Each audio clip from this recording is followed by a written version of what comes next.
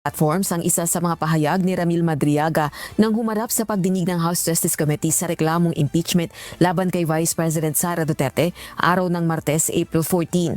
Partikular na ang sinabi nitong nagregalo siya ng isang painting kay Vice President Sara Duterte. Bahagi ito ng supplemental affidavit na ipresenta ni Madriaga sa House panel. Nagpapakilalang dating bagman ni VP Duterte si Madriaga na inutusan umanong maghatid ng malaking halaga ng salapi sa iba't ibang tao. Isang detainee sa Bagong Diwa sa Taguig City si Madriaga sa kasong kidnapping. Hence, we organized a video conference with Sara where I personally asked her to reconsider her decision, as we have already poured some substantial effort toward promoting her candidacy for president through ISIP. During our video conference, I also noticed the painting I personally gave her as a gift. I personally gave her as a gift. A painting, I noticed a painting I personally gave her as a gift. Wala siyang sinabi doon. I noticed a painting similar to a painting that I personally gave her as a gift. Walang ganun. Sabi dito, during our video conference, English ka kasi ng English, puking ina mo ka, bagsak ka naman sa bar eh. Tarantado ka, alam kung talagang hindi ikaw gumawa niyan, ulul. I also noticed a painting I personally gave. Noticed a painting. I personally give her. Doon pa lang sa I personally give her as a gift. Personally give. Ikaw mismo yung nag-abot. Doon pa lang mali na eh. Why? Ang kwento niya, pinuha ng PSG sa kanya. Kung pinuha ng PSG sa'yo, therefore, hindi mo yun personally binigay as a gift. Because if you personally gave it to her as a gift, ikaw mismo personally handed it over to her. Ganun. I personally give it to the PSG as a gift for Inday Sara. Ganun sana yung ano mo, yung paggawa mo ng ng pag-construct mo ng affidavit. Ang layo doon sa sinasabi ng abogadong Abnoy eh. Na may dalawa yun eh. Pinagawa ni Inday Sara, sinend sa kanya yung picture, ganito yung concept, ginaya. Dalawa yun, yung isa sa kanya, yung isa kay Inday Sara. So hindi naman yun yung kwento niya. A screenshot of our video conference is here to attach as Annex A. Ginamit nyo pang ebidensya. Annex A. This is our evidence na yung painting na yan, I personally gave it to her as a gift. O, kung sabi ko nga sa inyo, ang clarificatory question doon sa kung hindi bobo kasi itong mga congressman, hindi nila alam kung ano yung difference ng clarificatory question at probing question. So sabihin ko na, you said in your affidavit that you personally give it to her as a gift, personally. And you're saying now that you gave it to a PSG. PSG went to your home and took it from you or you give it to the PSG people. O akala ko ba you personally give it? Bakit ganun? You personally give it pero sa PSG mo naman pala binigay. So, hindi mo personal na binigay, tama? That's a clarificatory question. So, sasabihin niya na, I personally give it to her in essence as a gift kasi nga, ako galing sa akin eh. Para sa kanya eh. So, personally, ako nagbigay sa kanya. Pero hindi physically, ako nagbigay. Okay. Yun yung clarificatory question. Hindi yun probing question. Puntay na, itong mga abogado na to, probing, clarificatory, di alam. Ano kayo, grade 1? Nagregalo po ako sa kanya ng isang painting niya na ginawa po ng isang scholar ko sa Laguna. May mga scholars po ako sa Laguna. May siya po talagang talented fine arts. Kompleto yung detalye niya eh. Niregalo ko yan sa kanya. Yan mismo. Hindi niya sinabing, may niregalo ko sa kanyang painting, kamukha niya. Hindi niya man sinabi ganun. Tagalog man yan, hindi naman natin yan pwedeng ma-misinterpret, tama? Pinagawa ko po ng painting na yan. Yan, painting na yan. So, ibig sabihin, yan mismo, yan. Hindi kamukha niyan, yan. Walang nakalagay kamukha, similar, whatever. Parang yan yung binigay ko. Walang ganun eh. Very firm siya. Yan mismo, yan. Yan, oo. Tapos kinuha po ng Presidential Security Group sa bahay sa Laguna. Kinuha ng Presidential Security Group sa bahay sa Laguna. So, personally, binigay mo kay Inday? Hindi. I gave it to her as a gift, pero hindi ko siya personal na binigay kasi kinuha ng importante yun, yung mga ganyang critical na mga information. Sabi ko sa inyo, the devil is in the detail. Ito po yun. Ito po yun. So, tinuturo niya, ito po yun. So, yan yun. Hoy, palad, ang pinagsasasabi mo, gawa ka ng istorya. Magpaturo ka sa akin kung paano magsinungaling. Number 1 ako dyan. Dalawa po yan. Yung isa po nasa bahay ko sa Laguna, isa po. May I? Dalawa po yan. Yung isa nasa bahay ko sa Laguna, yung isa yan. Oh. Ano siya, with conviction. Talagang naniniwala siya yan yun. Oo, yan yun. Oh, putang ina, hindi pala. Paano na? Kwak, kwak, kwak. Just place on record that the resource person is pointing on the painting behind the VP. Pointing on. Puta, grammar mo, mali. Pointing at. Pointing on. The Vice President as the Nakapatong siya doon, ganun. one he gave as gift to the same. Pero sa post ng isang Davao-based artist, iginiit nitong siya ang nagregalo ng painting kay VP Sara nang ito pa ay alkalde ng Davao City noong 2021. Pinabulaanan din itong isa siyang scholar o taga-Laguna, kundi bagkus ay taga-Davao. Tinanong si House Committee on Justice Batangas 2nd District Representative Jervy Luistro kaugnay ng issue. Anya kung may ebidensya ang kampo ng pangalawang Ito, pakinggan nyo sasabihin ni Estapador, ha? Pakinggan nyo.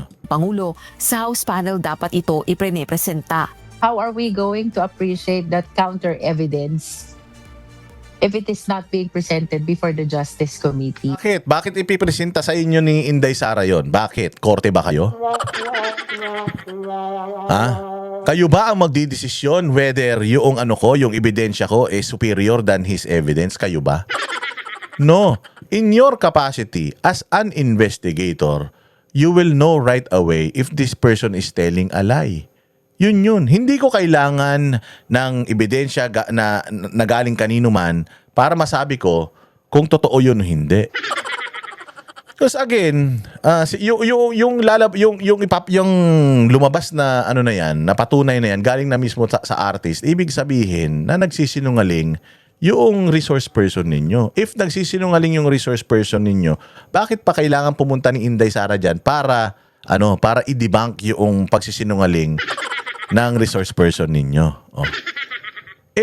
Doon na lang ako sa Senado where it counts. Kasi even if I go there, madam, and I will present this evidence to you,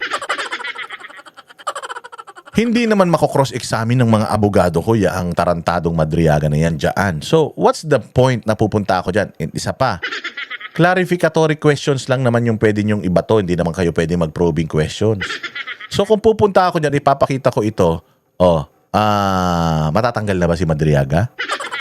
Bilang yung Madriaga confession matatanggal na ba as articles of impeachment, or ma-overturn pa ba yung pagboto nyo ng sufficiency in ground, substance, and form? Di ba hindi na, ma'am? Di ba nga nagbotohan na nga kayo? So regardless magpunta ako dyan or hindi, kung nagbotohan na kayo, ibig sabihin tapos na tapos na dapat yung trabaho ng opisina mo. Dinadala na dapat yan sa plenaryo. Ba't hindi nyo pa madala sa plenaryo? Remember that the Ang stress na si madam, no? Diba, stress na siya. Iba na itsura niya. Pagod na rin siya. Di na rin talaga nila alam paano iraraos tong ginagawa nilang kagaguhan. Alam nila, huli na nila to eh. Sabi nito ni madam siguro, putang ina, may isang termino pa ako sa Batangas. Puro kagaguhan ang ginawa ko ngayon. Lahat na ninakaw ko, putang ina, mapupunta lang sa pagbili ko ng boto. Kasi kung yung tao hindi to bibili ng boto, ha. Hindi ko sinabing bumibili siya ng boto. Ano lang yun. Sa takbo-takbo lang ng isip ko yun. Alam niyo naman di totoo yun eh. Kumbaga ko lang yun. Inaisip ko lang yun. Itong tao na to, sa tingin mo may boboto rito kung hindi to magbibigay ng pabor sa mga constituents niya? Marami akong kaibigan sa Lubo, Batangas, ha. Grabe daw yung motorcade dito, ang haba. Tapos hindi ako sure dito. Malamang sa malamang nagloloko yung kaibigan ko. 3,000 daw ang bayad doon sa mga umatin doon sa motorcade. Ang laki nun, ha. 3,000 kung ilang tao yun. Gaano kalaking pera yun. Ngayon, kung nagbayad ng 3,000 ito, noon, ngayon, na pahiyang-pahiya siya, putsang ina, doble ngayon. Yung kailangan niyang ilabas na pera para manalo siya o yung anak niya o asawa niya kung sino man tatakbo sa pamilya niya. Assumption ko lang yan kasi siguro naman hindi naman tanga yung mga taga Batangas na boboto ng ganito. Ako kahit bayaran mo ako, hindi ako boboto ng ganitong tao eh. Di ba? Well, hindi totoo yan sinabi ko. Nabanggit ko lang yan. Pwedeng totoo, pwedeng hindi totoo. So kayo nang bahalang umusga. Verificatory hearing is before the Justice Committee. and not before the media. Oo nga, pero ikaw bilang isang Justice Committee chairman, malalaman mo from yung mga nakikita mo sa social media na, alam mo yun, si common sense dictates na kung merong ganong claim, at yan si Madriaga, tatanungin nyo ngayon si Madriaga, Madriaga, may claim sa social media, mali daw yung painting. Ano yung totoo? Hindi kasi ganito. Nagpagawa kasi sa akin. Ba't hindi mo nilagay diyan? Gago ka pala eh. Alam mo yung kahit naman grade 1 malalaman mo na mali eh. Hindi na kailangan ipresenta pa sa'yo. Kasi yung technicalities na lang yun.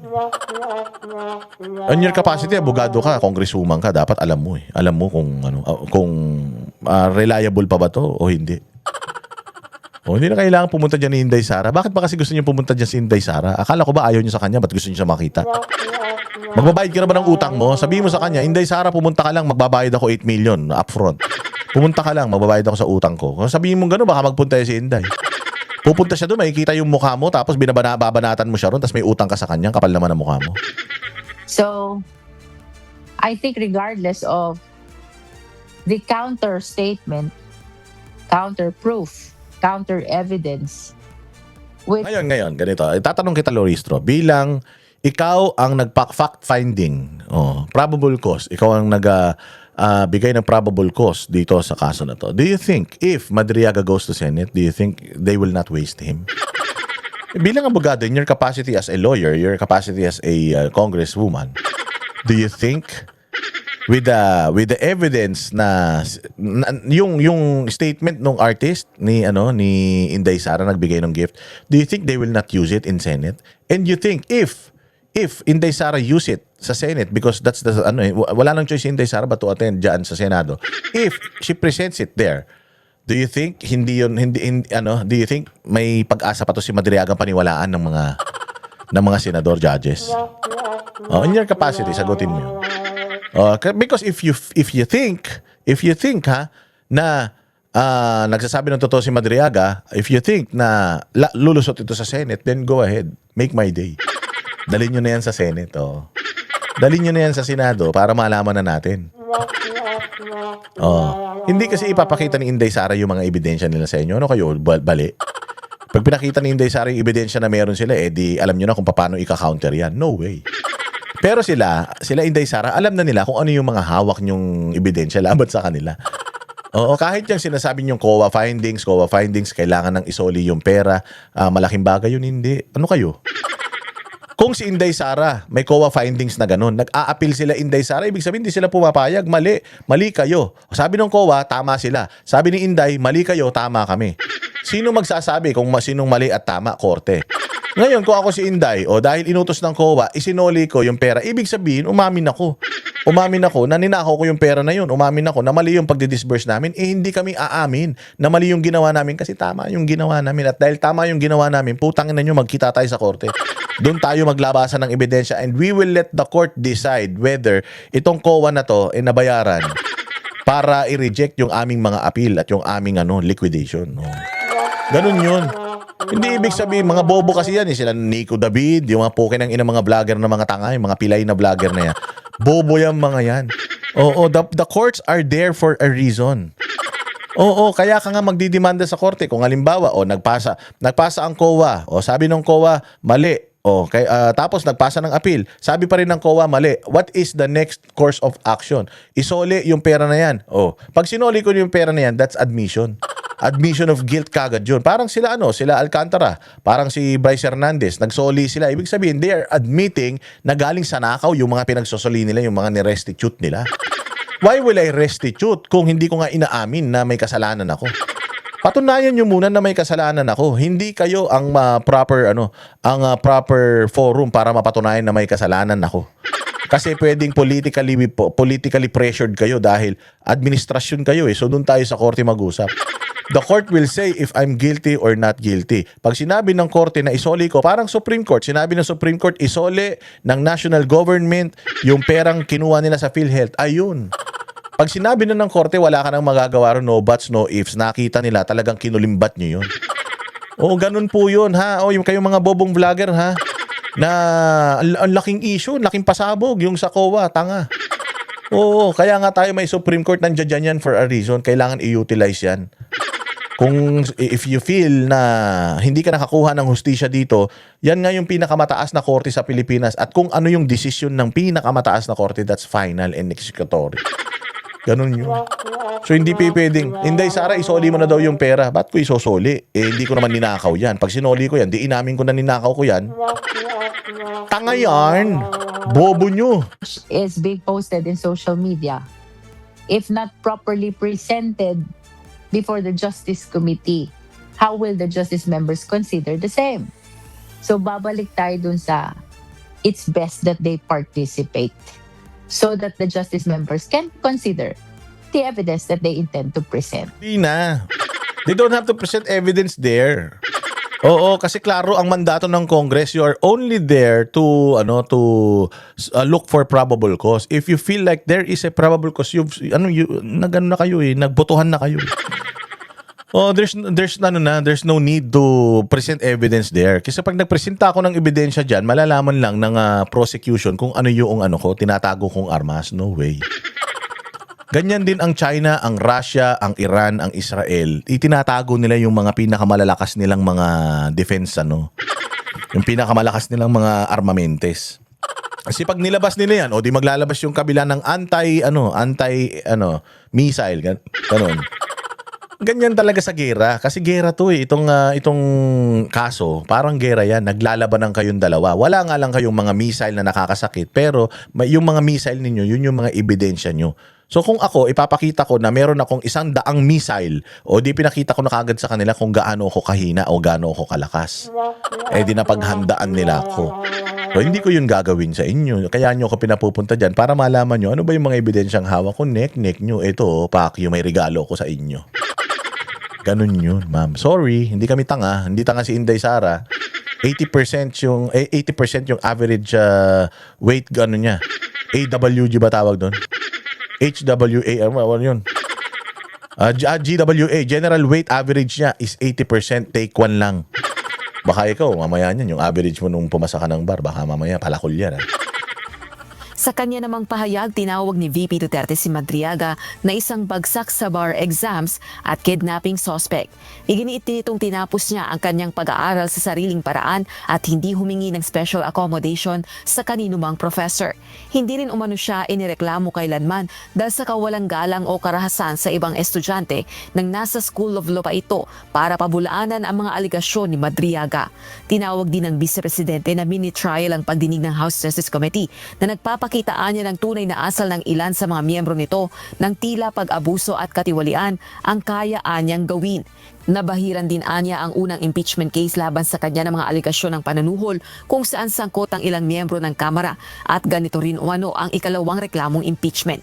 Ayon naman sa makabayan lawmakers, hindi record sa eskwelahan ang usapin, kundi Gago. Hindi record sa eskwelahan. Bobo. Ito mga bobo talaga. Ito talaga mga taga-bundok to. Kasing talino to ni Tarzan . Mga kamag-anak ni Tarzan to, mga taga-gubat to . Hindi record sa eskwelahan ng usapin. Gago. Inopen nyo yun dun .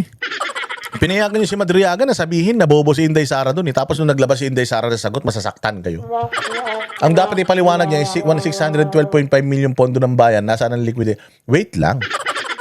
Kalma lang kayo. Kalma lang kayo. Puro kayo ganyan . Nasaan ang 6.12 million? Wala na yan. Tangina na hindi record sa eskwelahan. Sinabi nyo dun, mahinang nilalang si Inday Sara. Naglabas siya ng grade niya, 80%. Putangin na ngayon. Hindi yan ang usapan. Gago, nilabas nyo yun dun. Tapos hindi yan usapan. Kung di pala usapan yan, di sana hindi nilabas yan dun.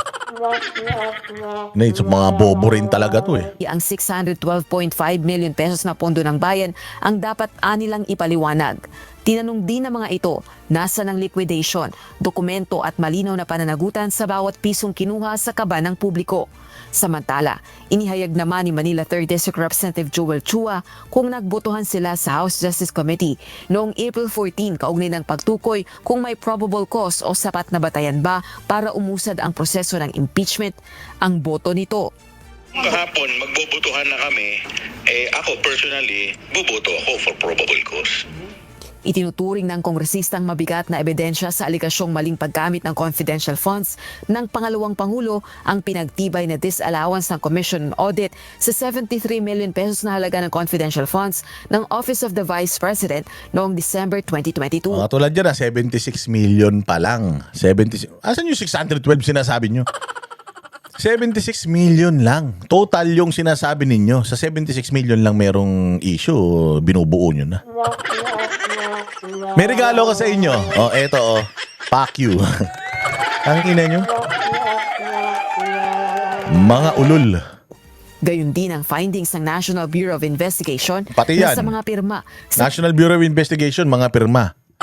Ang statement ng National Bureau of Investigation, mukhang. Mukhang iisa lang. Hindi nila sinabi doon, we are sure, we are certain, 100%. Oo, even the forensics, the signature forensic in America said that ganito. This is the report coming from the FBI, CIA, NSA. Walang ganon. It appears to us, it seems to us, mukhang isang tao lang ang gumawa. So, is that a valid